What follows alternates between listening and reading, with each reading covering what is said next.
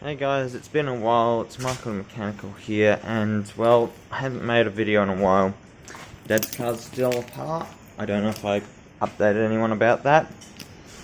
Got the Triton engine here that's originally out of my car, the broken one. Haven't made progress on this car in ages. And I am feeling pretty garbage today because I did have a really bad blood nose, but also I didn't get quite the right amount of sleep, but that's okay. People really want to know if the Triton's still going or if it's broken down. That's something I know people would want to know after all that's gone on, because people think, well, some people might think that my workmanship didn't pay off or whatever it is. I don't know. It's just a thought, just a feeling, it's a hunch I get. But this car does run, it's not leaking oil now, finally. From the engine side, I know the transmission leaks oil, it's always been doing that for a long time. But I've got this, I don't think you can see it because it's too dark. You can't see, but I got the light working for the VDO gauge for the boost, and I can see it in the dark. It's done 383 kilometers. Which is excellent, because this car is actually running and working. It hasn't done over 400 yet, but it's getting there. I'm pretty happy that it's been going. I almost thought I locked my keys in the car, and if I did, I'd be like, crap. Especially if I shut the gate. And I know there's a lot of wind noise probably for you guys. But the last oil leak is here, and I was lazy, and I just fixed it using blue stuff and just kept putting it there and there and there and there. That's what happens when you use the stuff in the system. Now, I've been up in hills, well, not officially the hills. I've been up the hills, sort of, driving around up there, pushing the car a little bit to see how it handles, how it goes. I didn't open the hood, did I? I should have opened the hood. Now we're opening the hood, because one question on my mind is, does this thing still have coolant? Because it should do. And we still have coolant. So I'm happy that this thing is still going. It's coolant in there, it's coolant in the bottle. I want to get the coolant out of the system at 1,000 kilometers and put proper coolant in there, because it's just water at this point, or demineralized water. But yeah, there's a little tiny bit of oil on top of the motor. I wouldn't worry, because I think it's just from the cap, like taking it on and off. But this thing is right now working really well. Now, I haven't pointed this out, but I have some washers under here to lift up the actuator, because this wasn't actually working correctly. Now, I don't know if you saw it, and I'm going to look at my screen. How well can I see the actuator? I can't barely see it at all. Can I see it now? The bolt? Yeah, you can see it. Right here. See? You see the washers there where my middle finger is? Is there any way I can point it out? Because I'm the only finger nearby. Accessibility wise anyway. But yeah, the car is doing really well at the moment. So I'm happy I've got that sorted. It's a good thing that the car's running again. I feel garbage, but that's okay. I'm going to see my doctor soon. I'm going to relax. It's not easy to show you guys how the car drives either. It's like, you have to have your hands on the wheel and do stuff properly and whatnot. But Dad's car, he's planning on putting it together, and I've told him about a thing. You need to be putting proper coolant in the system, or this will happen. His pipe, as you can probably tell, is rusty and worn out. This right here, it's disgusting. This is his manifold off of his engine. He's stoned it, he cleaned it, and he's putting this back together without doing head gaskets or anything special. because it might cost too much. And he wants the V6. I want the V6. I want the V6. He's had nothing but problems with the V6, and I can't show you the modifications in this car, other than whatever's currently visible, which is this T-piece right here. And that's not even with, that doesn't have any anti-sliding shit on it. It's just copper pipe that's straight, and there's nothing special about it to stop the pipes or hoses from just sliding off with the clamps on there. It's all reliant on the clamps doing their job, and if they don't do their jobs, then it will just slide apart and you lose your coolant. Game over, essentially. Now, I don't have really many plans. I've been thinking about wind noise. I've been thinking about potentially trying to get back into doing some videos and rendering out the engine build for the 4056T for the Triton, to show you the process. There are parts I didn't film just because it's a lot of work and it's hard enough as it was. And it's just getting harder and harder with the equipment falling apart and breaking and stuff and failing. And because we got the footage, it's not out. And it's something that should be out there because it doesn't necessarily have to be. I mean, you don't really need it. I mean, we've already got the Blue Moo, but it is a different variant of the engine, and it's good to be able to see the differences between one and the other, and to see what we put together with the blue one failed, but see what we put together with the white, the black one, the yellow engine, succeeded, and it is succeeding. This thing only lasted, what, 200 kilometers? 200 kilometers. Are you freaking kidding me? 200 kilometers. That's all this thing did, and then it failed. Okay? Mine has done 400 kilometers almost, and it hasn't failed yet. We already know why the white one failed. We don't entirely understand exactly what went wrong with this one, but I can guarantee there's a combination of issues that went wrong here, and there was a lot of them from the get-go. This one can be probably rebuilt. Repairing the head, I think the head might still be good, but I would probably, this is what I'm going to tell you guys, if I did anything with this engine, I'm going to tell you exactly what I'd do. There's a few things I'd do. One, the cam should be replaced, because I've been told to replace the cam because it's got that little chip in the cam. I'd replace the cam. That's one thing I'd do. Number two, I'd buy another crank gear. Number three, this bottom end will be rebuilt. Number four, fix up that crankshaft. Number five, I replace that flywheel, or even better, rebuild it or do something with it. I don't know what I'd do. 6, I'd get a new shell for the head, okay, new one of these shells, and then put all the parts that are in that head into the other head and a new head. It's cheaper that way, because most of those parts should be good anyway. It did perform pretty well. And it's not going to perform perfectly, but it will perform as well as it should. And what you do before you put everything together is you just inspect all your parts. And I could just essentially put this back together and rebuild it. And the last but not least of what I'd do is this thing here.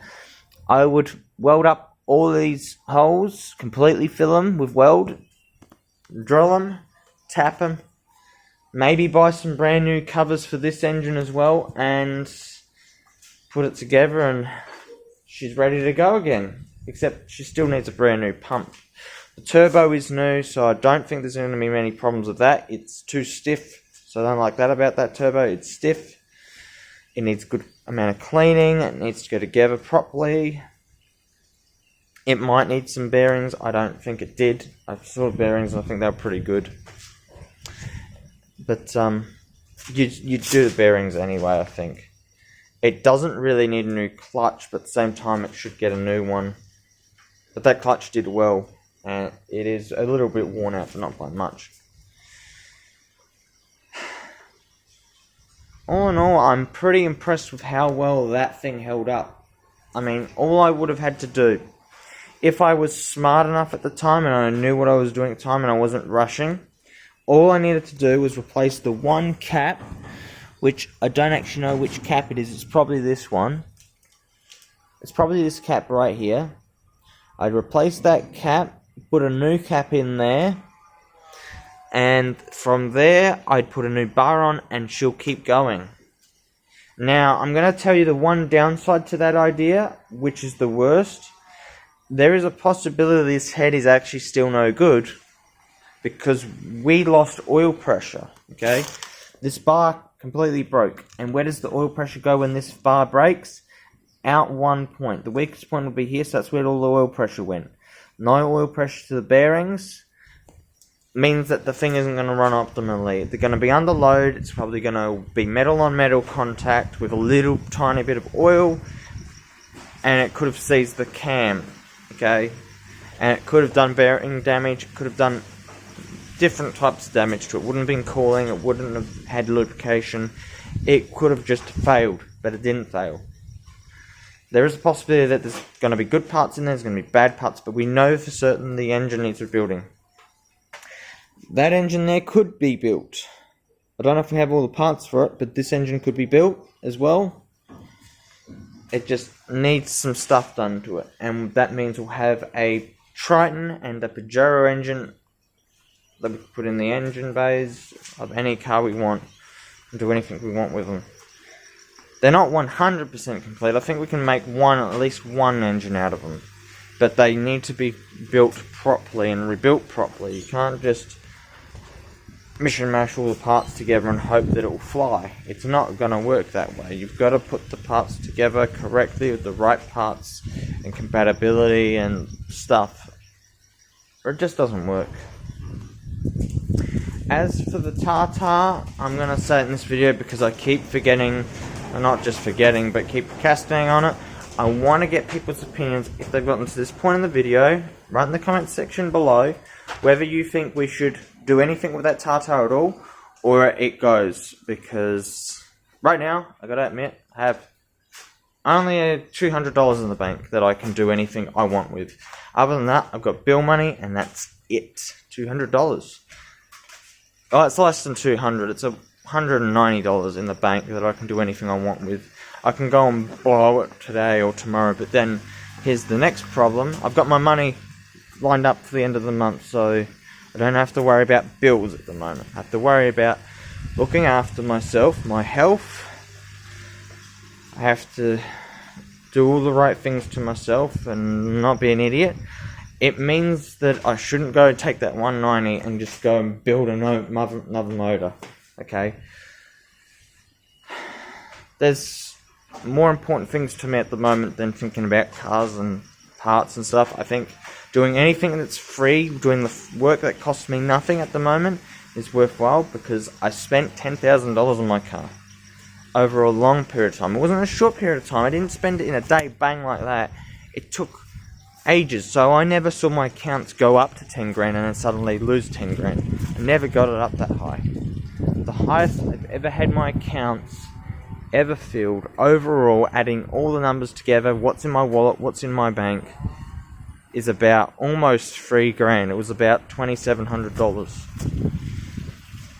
AUD. So that's nothing special if you're in America, but if you're in Australia, that sounds like a lot, but it's not. $3,000 is not much. Money goes nowhere when you start building cars or working on cars. And the thing is, that 3 grand, right, is what my dad spent on his motor getting this rebuilt. Maybe even a bit more than that, okay? I don't remember exactly what it said. I think he got $1,400 for his 4-speed Falcon gearbox thingy from up the farm before they sold the farm. Then he got $1,000 out of his pocket or something, and $2,400 is what he spent on building his motor up. My motor cost almost 10 grand. But we've got to remember the most important thing. If people go nuts about me spending 10 grand on a motor, if I spend an extra 4 grand, maybe 5 grand, and had the money, like 15 grand, I could have put another motor in.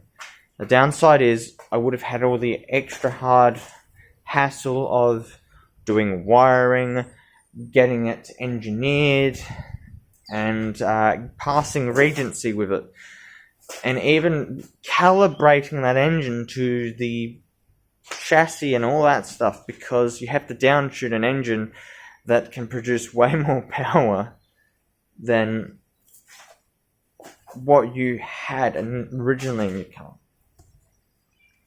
I'm talking about a Cummins engine. I was thinking about it at the time, because the Cummins engine cost as much to buy as my old 4056T brand new. 15 grand, I could have bought a brand new 4056T. For 10 grand, I built one. And that's what's in my car right now. I'm not perfect, but it's good for what it is. I'm not 100% satisfied with my car, no. But I'm happy that I've at least... I'm not even happy. I am content. Okay, I'm content that I got my car back. I'm content that I can go to and from places as I want. What I think I need to do is get my car to that 1,000 kilometer mark, make sure I've got no oil leaks, service the transmission, and get fixed whatever I want to fix, proper cooling the system, and go on a very long drive and just enjoy what I can enjoy. Maybe even put some music together to play on the radio, because I don't like listening to the radio and the jibber jabber.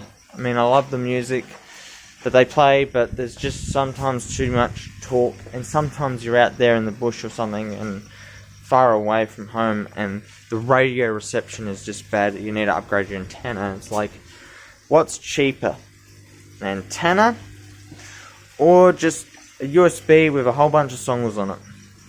You be the judge of that, because I can't afford much. And if I got a fine for something, I can't afford a fine.